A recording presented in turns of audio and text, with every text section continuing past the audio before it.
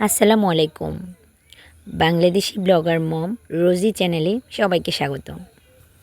আজকে কয়েকদিন হলো আমি আমার বাবার বাড়িতে বেড়াতে আসছি। এই যে আমাদের বাড়িটা আসলে একদম গ্রামের, মানে এত গ্রাম্য পরিবেশ, খুব ভালো লাগে। আমার শ্বশুর বাড়িও গ্রামে, তারপরও মানে আমার বাপের বাড়ির চারপাশটা হচ্ছে একদম অন্যরকম। এই যে সুপারি পড়ে আছে পাকা পাকা, আমি সুপারি নিচ্ছিলাম। আমাদের জমিনের পাশে সুপারি গাছ।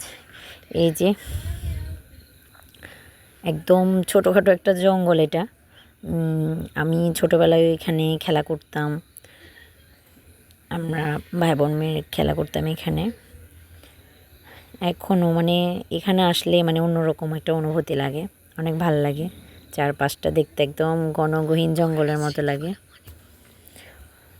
এখানে আসলে বাপের বাড়িতে আসলে আসলে একদম আমার ছেলেবেলা যেন ফিরে যায় এরকম মনে হয়।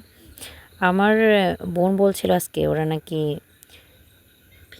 কি চড়ুই ভাতি করবে, চড়ুই ভাতি রান্না করবে। তা আমার মেয়েরা সহ, এটাকে আসলে গ্রাম্য ভাষায় আমাদের এখানে বলে জোলা ভাতি, কার এলাকায় কী বলে আমাদেরকে জানাবা। এই যে আমার আম্মুর মেহেদি গাছ,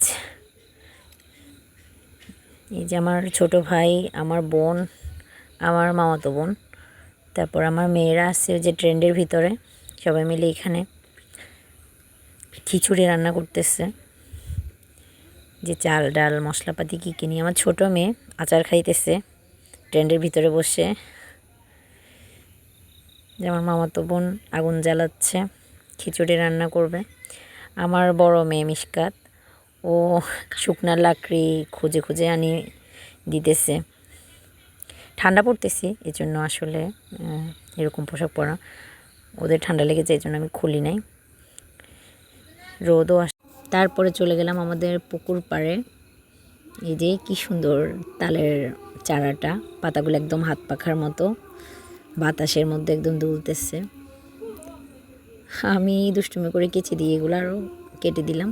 আমি আসলে কেচে নিয়ে আসছিলাম। আমার আব্বুর এখানে পুকুর পাড়ে অনেকগুলো মরিচের চারা ছিল, এগুলার গোড়ার দিকে যে ডালপালা ছিল আমি এগুলো একটু কেটে দিয়েছি, কাটিং করে দিয়েছি। তারপরে টুজি কাটিং করে দিলাম, কুমড়া গাছ, তারপর মরিচ গাছের টুজি কাটিং করে দিলাম।